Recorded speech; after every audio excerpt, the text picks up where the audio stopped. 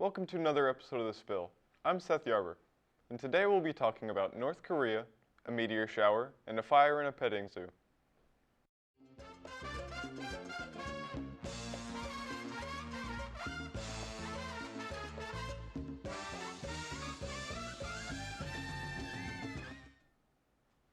On Sunday, North Korea warned that the United States will face a very grave situation. During his congressional speech, Biden called North Korea and Iran's nuclear program serious threats, though they didn't indicate what steps North Korea would take. His assertion could be viewed as to push to apply tension on the Biden organization as Americans heal. The White House said Friday organization's authorities had finished an audit of the U.S. strategy toward North Korea, saying Biden plans to veer from the methodologies of his two latest archetypes as he attempts to stop North Korea's atomic program.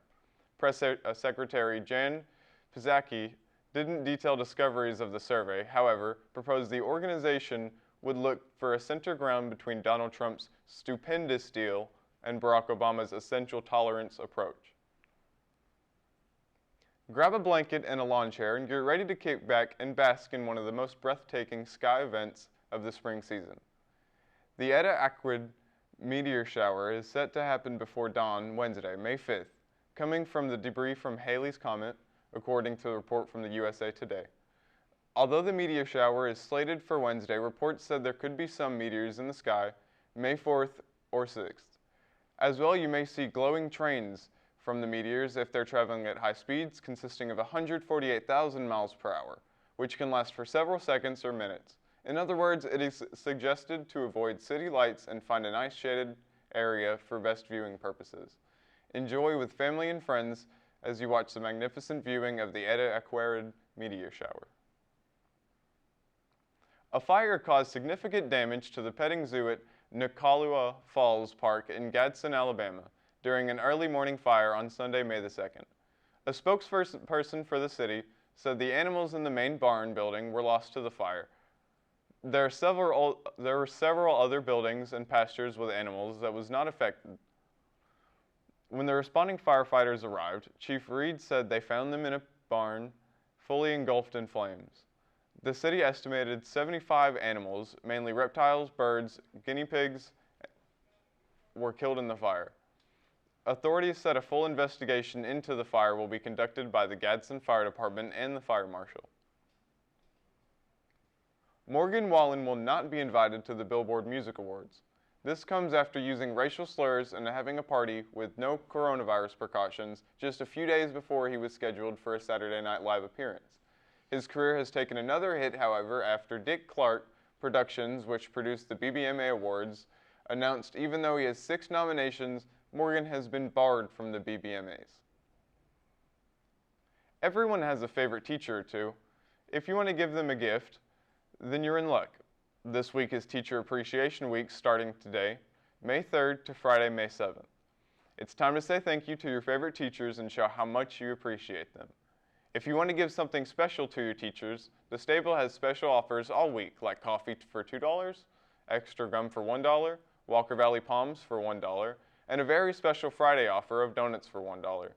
Teachers, we really appreciate your hard work and being very persistent during determined COVID-19 pandemic. Thank you. This weekend was the NFL Draft. Many great prospects were taken over the 3-day event. Some of the biggest names selected were Trevor Lawrence to the Jaguars, Justin Fields to the Bears, Mac Jones to the Patriots. The Tennessee Titans' first pick was Caleb Farley. He's a cornerback from Virginia Tech. Over his career at Virginia Tech, he has had 6 interceptions and 56 tackles. Farley has a rare blend of size, length, and top-end speed. Although he has been plagued by injuries during his college career, he should be an impact player in the weak Titans secondary. Today we have 3 games. Softball plays at Kingston at 6, baseball faces Powell at 6:30, and then we have a soccer game at Baylor at 7. Later in the week, the district tournaments for both baseball and softball begin. These are going to be big games, so make sure to come out and support your Mustangs. I'm Owen Stringfield. And I'm Blaze Loyalist. And this is Gaming Corner.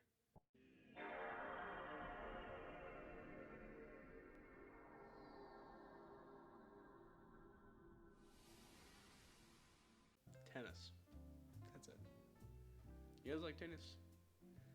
Usually on Gaming Corner we play video games, but on this special episode of Gaming Corner, we're gonna go play tennis in real life. Now, most of you probably know what tennis is, but you might not know who made it.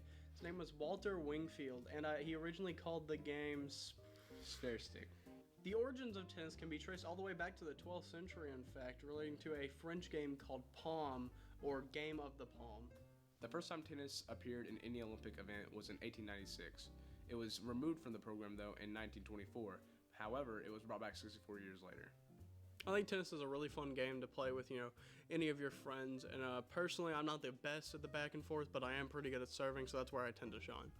My thoughts on tennis personally is that it's a pretty fun game to play. It's not extremely hard to learn, and it really isn't that challenging to play.